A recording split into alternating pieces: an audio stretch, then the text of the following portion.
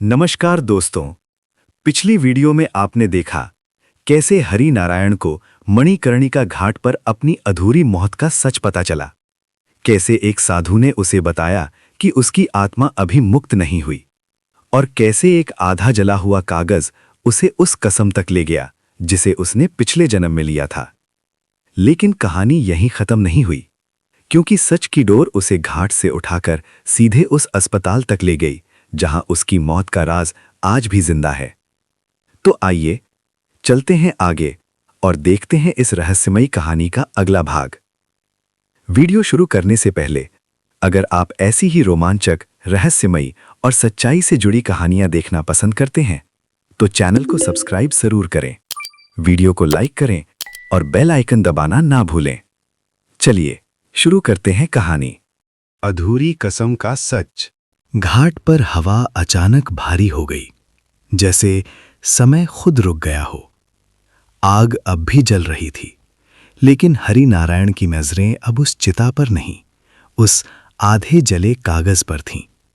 उसके हाथ कांप रहे थे, उंगलियां जैसे उसे छूने से डर रही थीं। खोलो इसे, साधु ने धीमे से कहा। हरि नारायण ने गहरी सांस ली और धीरे धीरे कागज फैलाया। कागज आधा जला था, किनारे काले, बीच में पीले पड़े अक्षर, लेकिन जो लिखा था वो साफ दिख रहा था। वो पढ़ने लगा और हर शब्द के साथ उसकी आंखें फैलती चली गईं, क्योंकि उस पर लिखा था, मैं हरि नारायण शर्मा गंगा को साक्षी मानकर प्रतिज्ञा करता हूं कि मैं उस आदमी का सच दुनिया के सामने लाऊंगा जिसने निर्दोषों को मरवाया है। उसकी सांस अटक गई। नीचे आधा जला हुआ नाम था, लेकिन पूरा नहीं दिख रहा था। हरि नारायण बुदबुदाया, ये मैंने लिखा था? साधु ने सिर हिलाया। हां, तुम उस समय सच उजागर करने वाले थे। हरि नारायण का गला सूख गया। लेकिन मैं तो मर गया। साधु की आवाज भारी हो गई। तुम मरे नहीं थे, तुम्हें मरवा दिया गया था। घाट पर एक पल को सब आवाजें जैसे थम गईं।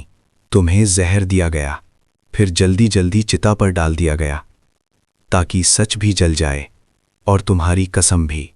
हरि नारायण के कानों में भनभनाहट होने लगी। तो जिसने मुझे मरवाया, साधु ने कहा, वो अभी भी जिंदा है, या कम से कम उसका नाम जिंदा है।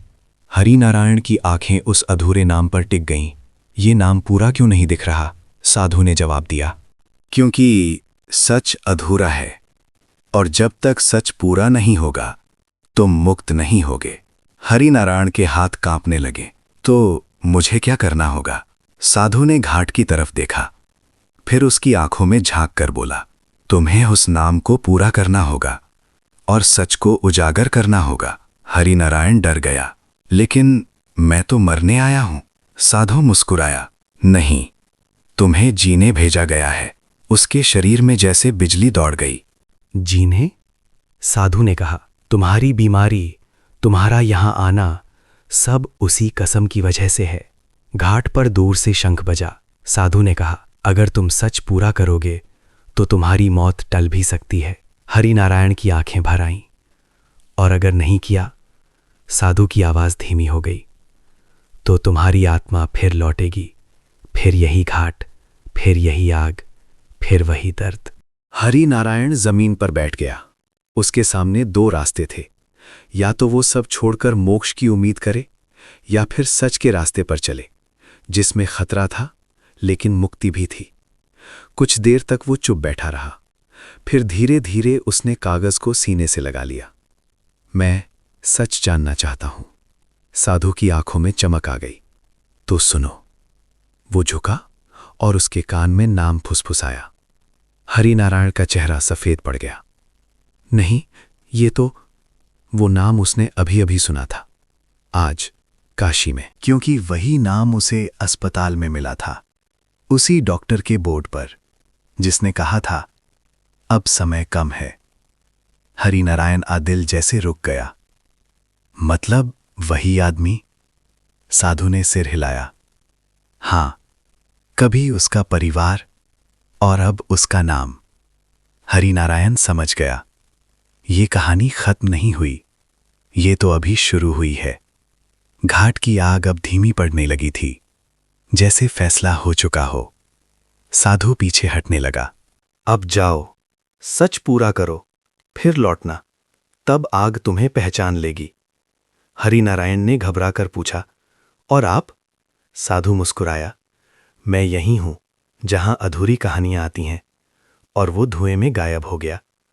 हरिनारायण अकेला खड़ा था, हाथ में आधा जला कागज, दिल में पुरानी कसम और सामने एक नई जिंदगी।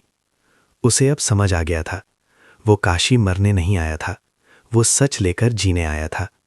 लेकिन उसे नहीं पता था, सच उजागर करने की कीमत उसकी जान भी हो सकती है। सच के पीछे मौत फिर खड़ी थी। घाट से निकलते समय हरिनारायण के कदम भारी थे, जैसे हर सीढ़ी उसे पीछे खींच रही हो। लेकिन अब वो रुक नहीं सकता था। उसके हाथ में वो आधा जला कागज था और दिमाग में गूंज रहा था वो नाम, वही नाम जो उसने अस्पताल के बोर्ड पर देखा था। उसे याद आया, वाराणसी आने से पहले वो जिस अस्पताल गया था उसके गेट पर बड़ा सा बोर्ड लगा था, शर्मा चैरिटेबल हॉस्पिटल, और नीचे लिखा था डॉक्टर विनायक शर्मा। उस समय उसने ध्यान नहीं दिया था, लेकिन अब उसका दिल कह रहा था, यही कड़ी है, यही सच है। अस्पताल की तरफ वापसी। रात गहरी हो चुकी थी, लेकिन हरिनारायण सीधे घाट से अस्पताल की ओर चल पड़ा। सड़कें सुनसान थीं, गंगा की ठंडी हवा पीछे से चल रही थी, जैसे कोई उसे रोकना चाहता हो। लेकिन अब डर से बड़ा सच था। अस्पताल पहुंचा तो गेट आधा बंद था, अंदर हल्की रोशनी चल रही थी। गार्ड ने उसे देखा। कहाँ जा रहे हो? हरिनारायण बोला, डॉक्टर से मिलना है अभी। गार्ड ने मना किया, लेकिन उसी समय अंदर से आवाज आई, उसे आने दो। गार्ड हट गया। हरिनारायण अंदर गया और जैसे ही उसने केबिन का दरवाजा खोला, वो ठिठक गया, क्योंकि सामने वही डॉक्टर बैठे थे, डॉक्टर विनायक शर्मा। पहली नजर और पहचान। डॉक्टर ने उसे देखा और उनकी आंखों में एक अजीब सी चमक आई। मुझे पता था तुम वापस आओगे। हरिनारायण का दिल धड़कने लगा। आप मुझे जानते हैं? डॉक्टर हल्का सा मुस्कुराए। नहीं, लेकिन तुम्हारा चेहरा किसी पुराने चेहरे जैसा है। हरिनारायण की उंगलियां उस कागज को कसकर पकड़ चुकी थीं। क्या आपके परिवार में कभी कोई ऐसा था जिस पर हत्या का आरोप लगा हो? कमरे में अचानक सन्नाटा छा गया। डॉक्टर का चेहरा बदल गया। तुम ये सवाल क्यों पूछ रहे हो? हरिनारायण ने कांपते हुए कागज मेज पर रख दिया। क्योंकि मैं उसी आदमी की वजह से मरा था। डॉक्टर का हाथ रुक गया। उन्होंने धीरे से कागज उठाया और जैसे ही उसे देखा, उनका चेहरा सफेद पड़ गया। ये तुम्हें कहाँ मिला? हरिनारायण की आवाज धीमी थी। मणिकर्णिका घाट, मेरी पुरानी चिता के पास। डॉक्टर कुर्सी पर पीछे टिक गए।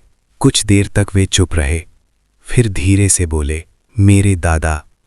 पर उन पर आरोप था कि उन्होंने अपने खिलाफ गवाही देने वाले लोगों को मरवा दिया। हरिनारायण की आंखों में आंसू आ गए। मैं उन्हीं में से एक था। डरावना सच। डॉक्टर ने सिर झुका लिया। हमें हमेशा बताया गया कि वो झूठ था।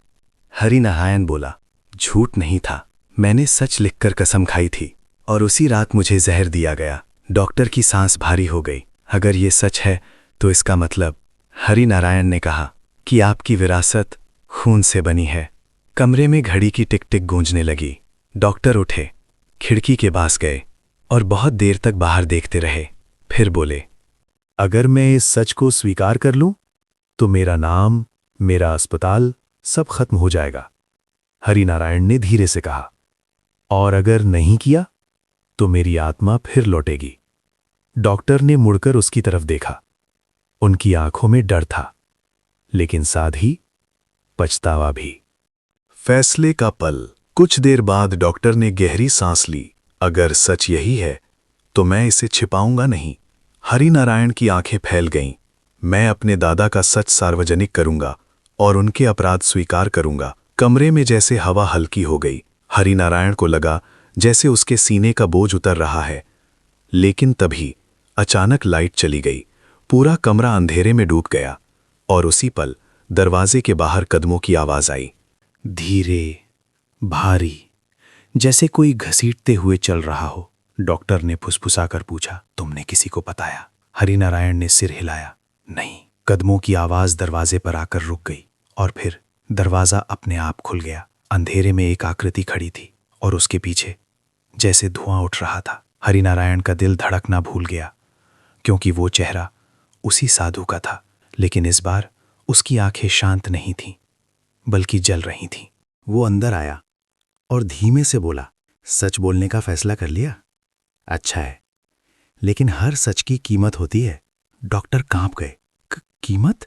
साधु ने हरिनारायण की तरफ देखा और बोला, अब देखना है ये सच मुक्ति देगा या नई मौत। कमरा फिर सन्नाटे में डूब गया और हरिनारायण समझ गया, कहानी अभी खत्म नहीं हुई, अब असली परीक्षा शुरू हुई है। तो दोस्तों, आज आपने देखा कैसे हरिनारायण अपने पिछले जन्म के सच तक पहुंच गया, कैसे डॉक्टर के सामने उसकी मौत का राज खुलने लगा और कैसे एक बार फिर वो रहस्यमयी साधु उसके सामने आ गया। लेकिन कहानी अभी खत्म नहीं हुई है, क्योंकि अब सच सामने आने वाला है और हर सच की कीमत होती है। क्या डॉक्टर सच सबके सामने लाएगा? क्या हरिनारायण को इस बार सच में मुक्ति मिलेगी या उसकी कहानी फिर एक नई मौत की तरफ बढ़ रही है?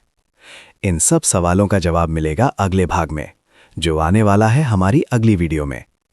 अगर आप कहानी का अगला हिस्सा मिस नहीं करना चाहते तो अभी चैनल को सब्सक्राइब करें, वीडियो को लाइक करें और कमेंट में ज़रूर लिखें, भाग 3 जल्दी लाओ।